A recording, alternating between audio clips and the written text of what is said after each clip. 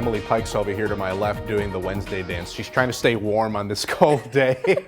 It's freezing out there, and it's going to stay that way for a little bit. Yeah, we're actually in for a really cold, dry pattern for the next several, maybe even weeks. So if you're looking for a warm-up, probably not going to see it unless you're inside. Hopefully you are cozy right now. Temperatures at least into those lower 30s and dropping as we are going to start seeing the sun is setting. And of course we have a little bit of a wind out there. So it actually feels like temperatures are into those mid 20s.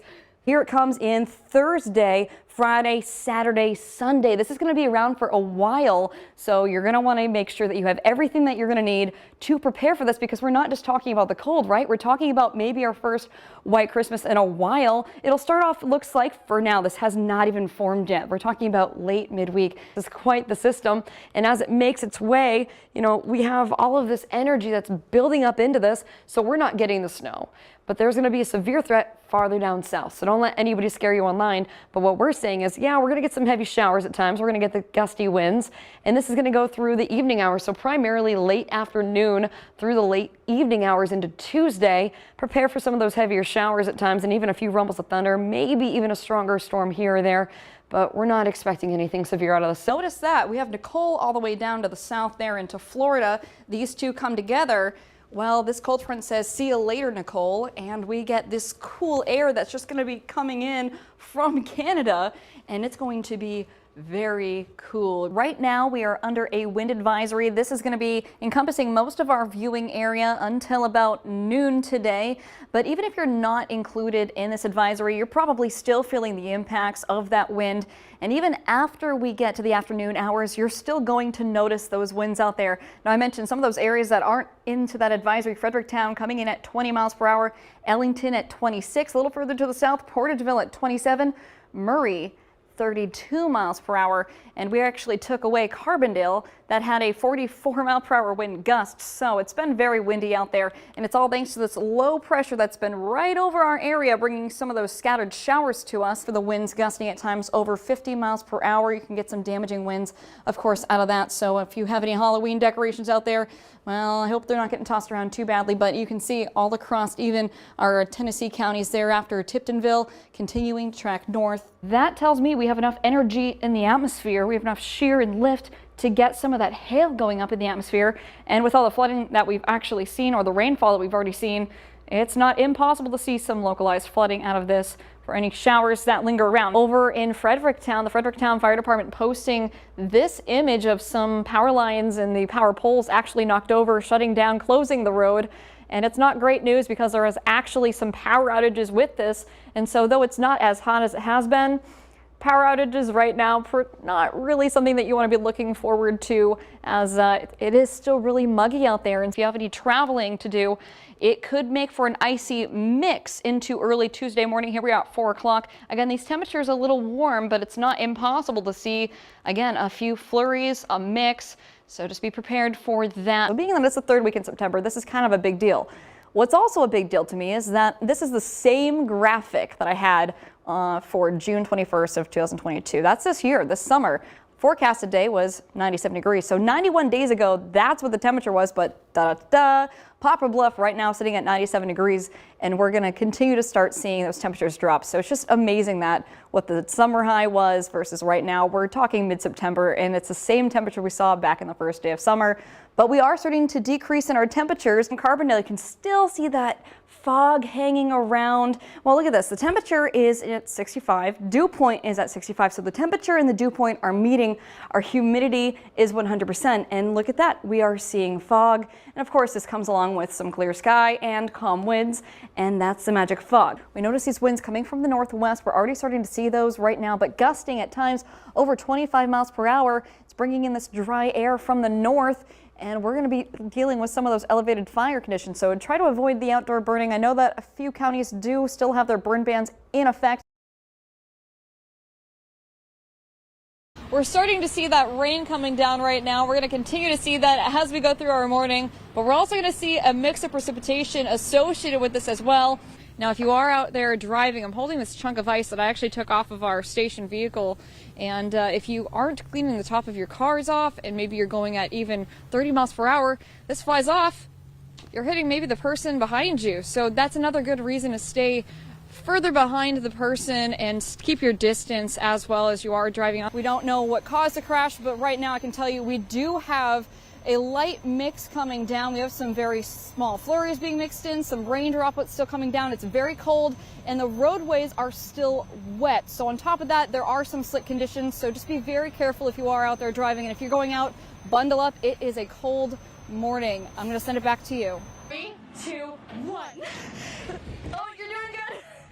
This is just some of the things that you can find here at the Decoy State Fair. In fact, we have a lot more for you guys in store. The rides are just getting going. The crowds are coming out at 10 this evening. I'm sorry, guys, I'm out of breath. That was a lot of fun. Took the wind right out of me. I'm going to send it back to you, JC. Surviving an EF4 tornado can be difficult, even if you receive the warning and head to an interior room on your lowest floor. That's right. The Cottom survived the Harrisburg tornado by seeking shelter in a bathroom. But how a building is constructed can play a major role in whether or not it can stand in winds of up to 200 miles per hour. When the warning goes off, this is the time to seek shelter. The basic safety rule is to get to the lowest part of a building and put as many walls between you and the outside as possible. It's just trying to protect yourself from that flying and falling debris, which does the majority of the injuries and fatalities. Even in the strongest tornadoes, that's sometimes not enough. As Graves County Emergency Management Director Tracy Warner saw firsthand. It's rain, sleet, and snow, all in under 24 hours. The temperatures are dropping. I'm unhomed and without the proper clothes to meet these conditions. And that's where the Carbondale Warming Center comes into play. When you walk in, you're greeted with warmth and a safe place. If you're driving and you become stuck on the ice or the snow, you can always use your car floor mats. Just wedge it under your tire. It'll help give you some extra traction. If that doesn't work, you can always use sand or cat litter. Too much of anything can be a bad thing. And on Tuesday, some would say too much rain fell across southern Illinois. A driver tried to cross floodwaters, but their vehicle stalled. This is Storm Track 3's Emily Pike reporting on North Hall Lane, just north of Waltonville in southern Illinois. And this car thought it could make it, but of course, as you can see, it did not. First responders arrived, giving the driver a lift out of the water. You've probably heard of El Nino, or the El Nino Southern Oscillation. It's one of the most famous seasonal influencers. The warm version of these events is El Nino, where the trade winds are weaker, allowing warm water to build off the west coast of South America. The cold version is called La Nina. During La Nina events, the trade winds are stronger than usual, pushing more warm water away from South America and toward Asia. This creates an upwelling, bringing colder water from below up towards the surface. These cold waters then in the Pacific push the jet stream northward, setting up a ridge over Alaska, sending the cold air south into the northern United States. This winter will be the third La Nina in a row. One small step for man, one giant leap into space-time. The recent images from the James Webb Space Telescope tells a much bigger story to what is out there. And astronomer specialist Bob Baer with Southern Illinois University says this is much more than just a new finding. It's a confirmation. That scale looks at damage from 0 to 5. EF0 is wind speeds of 65 miles per hour to 85 miles per hour, and EF5 being the strongest with winds up to 200 miles per hour and greater. But there were some missing pieces to what goes into the damage rating. After the deadly Mayfield tornado on December 10th, the group of engineers and meteorologists are looking to update the EF scale again. And what we're trying to do is to really enhance the enhanced Fujita scale. Immediately, the people of this town hopped to it and did what we always do, is help each other out. It doesn't seem like it's been that long. Our town is we're getting there. We're getting there. But there was a lot of loss. In the center of town, 23 trees have been planted to stand tall for the 23 lives lost. A plan is being developed to install community storm shelters on the north and south end of the town. And next time we'll be ready. Next time we'll be ready. In Mayfield, Emily Pike, News 3. When they got the warning, they took shelter by putting as many walls between them as possible and went to the lowest floor in their home. The weather is noticeably warmer and more people are heading outdoors, but it's also a peak time of year for snakes. Yeah, it is. Storm Track 3's Emily Pike has more on how the weather impacts the snake population. Meet No Feet. He is one of the many snakes you can find in southern Illinois. You may notice them along the roadway, in your yard, and near bodies of water. Snakes are practically everywhere. All morning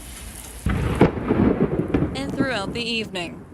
Rain fell across southern Illinois, providing relief to farmers dealing with a drought. Emergency management responds to a lot of calls.